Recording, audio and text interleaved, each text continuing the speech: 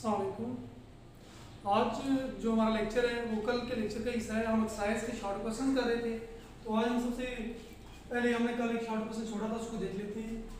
ये 2.13 how would the two vectors of same magnitude. उसने कहा कि ये कैसे हो सकता है कि दो वेक्टर जिनकी मैग्नीट्यूड सेम हो हैव टू बी ओरिएंटेड, यानी कि उनको किस तरह से हम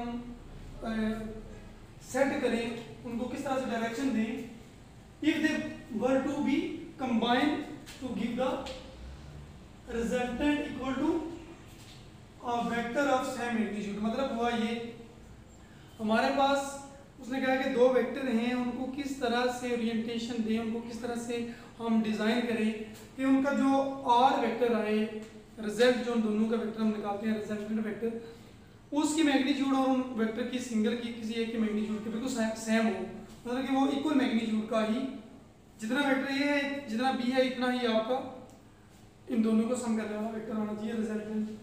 तो इसका आंसर ये है, it is possible only when the angle between two vectors is 120 degree. ये तभी मुमकिन है जब दो वेक्टर के दरमियान एंगल 120 डिग्री होगा। तो इसमें एक फिगर ड्रॉ की है इक्विलेटरल ट्रायंगल। इसमें हमने क्या किया है, वेक्टर ए लिया है ये और वेक्टर बी, फिर मैंने ये ड्रॉ किया है और इन दोनों का रिजल्टेंट आर। तो तीनों के दरमियान इक्विलेटरल ट्रायंगल वो ट्रायंगल होती है जिसमें सारे के सारे एंगल क्या होते हैं आपस में 60 डिग्री के यहाँ पे हैं तो सेम होते हैं, ठीक है नहीं, इक्विलेटरल ट्रायंगल। तो देखिए इसमें क्या हमने किया, ये एंगल भी 60 है तो ये भी 60 और फिर जो रिजल्टेंट था उसका भी 60 होगा। तो टोटल एंगल अगर इस लाइन के साथ देखें तो आपको पता है कि जो हाफ सर्कल का एंगल होता है 180 डिग्री होता है। कितना 180 में से 60 निकाल लें तो कितना आ जाता है, इतना एंगल यहाँ से जो यहाँ तक का है 120 डिग्री, ठीक है। तो इसमें क्या उसने कहा है कि अगर हमारे पास दो वेक्टर्स अगर 120 डिग्री पे अलाइन हों, ठीक है नहीं, तो हम फिर तब उनका जो रिजल्टेंट वेक्टर है उसकी मैग्नीट्यूड बिल्कुल सेम आएगी हमारे जो इनिशियल वेक्टर थे ए और बी उसके मुताबिक। या इसमें कुछ लिखा भी हुआ है, if two vectors are represented by the sides of equilateral triangle।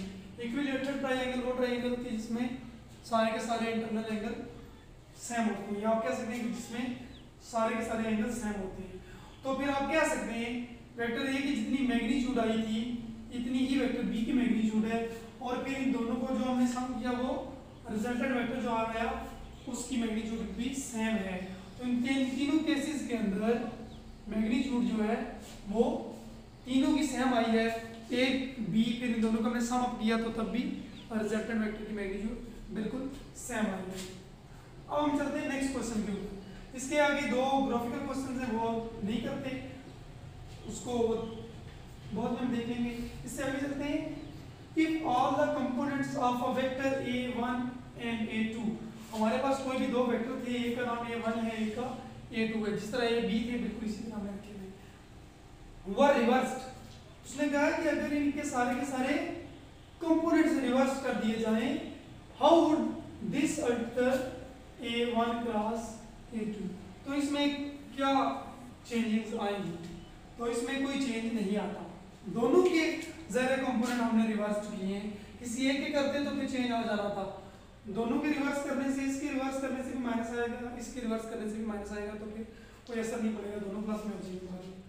It would not change in this case, इसमें कोई भी चेंज नहीं आएगा इस अर्थ में। फिर हमने केस 1 क्या है, हमारे पास वेक्टर a1 है, फिर वेक्टर a2 है, यहाँ पे एंटी क्लॉकवाइज एंगल लेके मैंने ड्रॉ किया, तो एक 1 क्रॉस a2 हम लिख सकते हैं, और ये एंटी क्लॉकवाइज डायरेक्शन में ही है।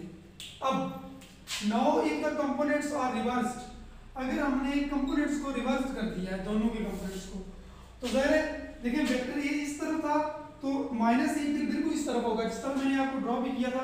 अगर आपके पास ये वेक्टर ए हो और इसका माइनस ए लेना हो तो बिल्कुल नीचे आएगा, ठीक है नहीं। इस तरह ये वेक्टर अगर आपका लेट्स बी हो तो माइनस बी इधर आएगा, ठीक है नहीं। तो इसका मतलब क्या हुआ कि जहाँ पे एक वेक्टर मौजूद है उसका बिल्कुल रिवर्स डायरेक्शन में वेक्टर ड्रॉ करें तो हम कह सकते हैं कि उसके कंपोनेंट्स रिवर्स हो गए। अब दोनों के रिवर्स किए तो वेक्टर a1 मैंने इधर ड्रॉ किया था, इस तो अब इधर होगा, ठीक है नहीं। सेकंड केस में ये वेक्टर A1 ड्रॉ कर लिया, फिर अब वेक्टर A2 इधर था तो अब इस तरफ आएगा तो मैंने नीचे ड्रॉ कर लिया, इन दोनों के दरमियान एंगल थीटा, तो तब हम एंटी क्लॉकवाइज से हम क्लॉकवाइज एंगल आएगा, ठीक है नहीं। अब इसमें देखिए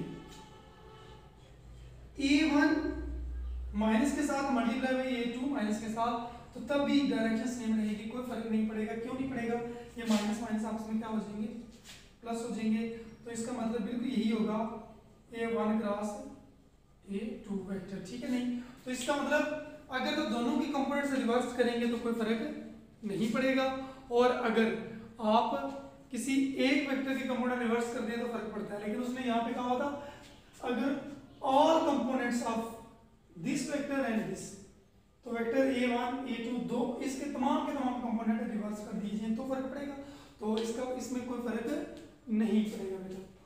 तो अब हम चलते हैं नेक्स्ट क्वेश्चन पे जी।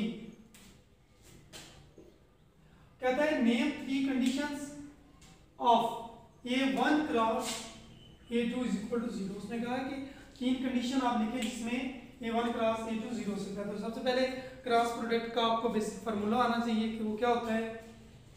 As we know that A1 cross A2 is equal to A1 A2 sin of theta and unit vector। Formula आपको ऑलरेडी क्लियर है कि ये फार्मूला होता है।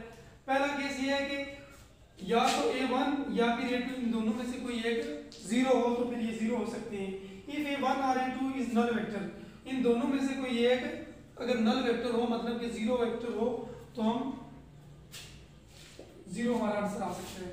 Second condition, if A1 and A2 unit vector are parallel, बिल्कुल एक ही line के अंदर हूं तो साइन 0 डिग्री आता है, और फिर 0 डिग्री पे हम कह सकते हैं कि यहाँ पे जो एंगल आपका theta is equal to 0 degree आता है, तो 0 डिग्री के ऊपर जो साइन है वो 0 होता है, तो इसका मतलब कि तब भी पैरेलल केस में भी ये 0 हो सकते हैं। If they are anti parallel, तो तीसरा केस ये है कि अगर वो एंटी पैरेलल हो। एंटी पैरेलल मीन एक वेक्टर इधर है तो दूसरा बिल्कुल इधर है, ठीक है नहीं, इसको कहते हैं एंटी पैरेलल, ठीक है नहीं। तो अब इसमें एंगल कितना 180 डिग्री, तो साइन 180 में भी 0 होता है, ठीक है नहीं। तो इसमें भी आप कह सकते हैं कि ये 0 के इक्वल होता है और ये भी 0 के इक्वल होता है। तो तब इन तीनों केस के अंदर जो हमारा A1 क्रॉस A2 है वो 0 आंसर आता है, ठीक है नहीं। इसके बाद जो क्वेश्चन है वो फिर ग्राफिकल क्वेश्चन है अगेन जो आपका नेक्स्ट है। हाँ एक स्टेटमेंट है वो आपने याद रखनी है। वो स्टेटमेंट क्या है? वो स्टेटमेंट ये उसने कहा कि कौन सी स्टेटमेंट इनमें से ट्रू है और कौन सी फॉल है। तो पहली स्टेटमेंट क्या है? If a body in equilibrium implies that it is either moving और रोटेटिंग नॉट रोटेटिंग। वो कह रहा है कि इक्विलिब्रियम के अंदर हम कह सकते हैं कि कोई बॉडी है, इसका मतलब ये है कि बॉडी या तो मूव कर रहा है या रोटेट कर रहा है।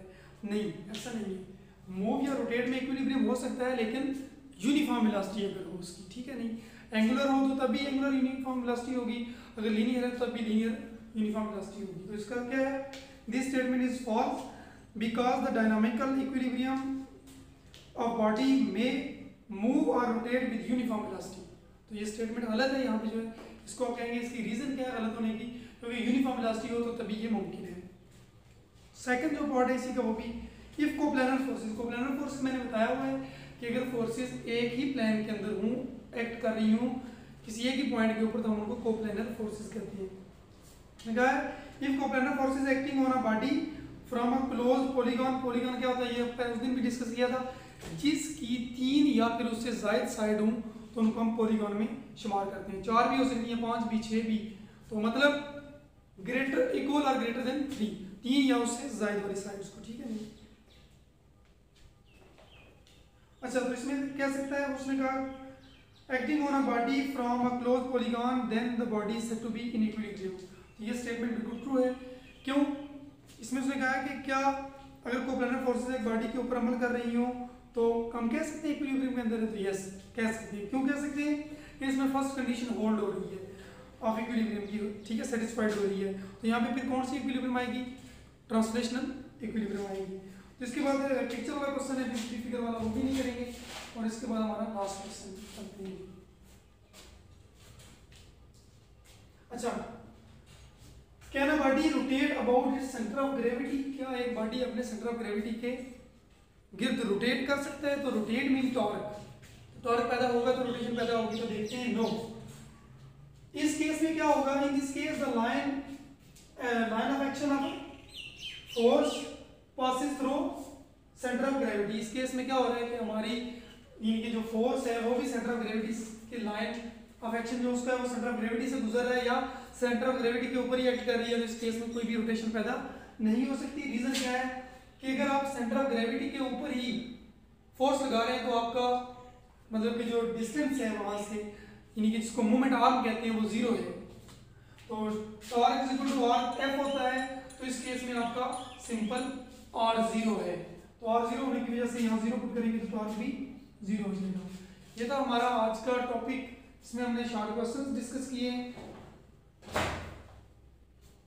और ये जो क्वेश्चन 17 और 18 ठीक हो गया।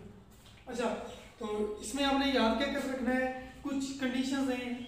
वेक्टर्स चैप्टर हमारा था, उसमें टाइप ऑफ वेक्टर्स हमने स्टडी किए, फिर हमने कुछ कंडीशन बताई कि कब हमारे जो वेक्टर्स हैं वो पैरेलल होते हैं, कब एंटी पैरेलल, इस तरह से। और फिर आज हमारी शॉर्ट क्वेश्चन कंप्लीट हो गई। नेक्स्ट जो लेक्चर हमारा न्यूमेरिकल्स से रिलेटेड होगा, तो इसमें आपने करना है कि शॉर्ट क्वेश्चन से एक एक क्वेश्चन को रीड आउट करना है डिटेल के साथ, पहले क्वेश्चन समझना है फिर उसका आंसर, ठीक है। तो इस तरह ये आपने शॉर्ट क्वेश्चन कंप्लीट करने हैं। नेक्स्ट लेक्चर तक अल्लाह हाफ़िज़।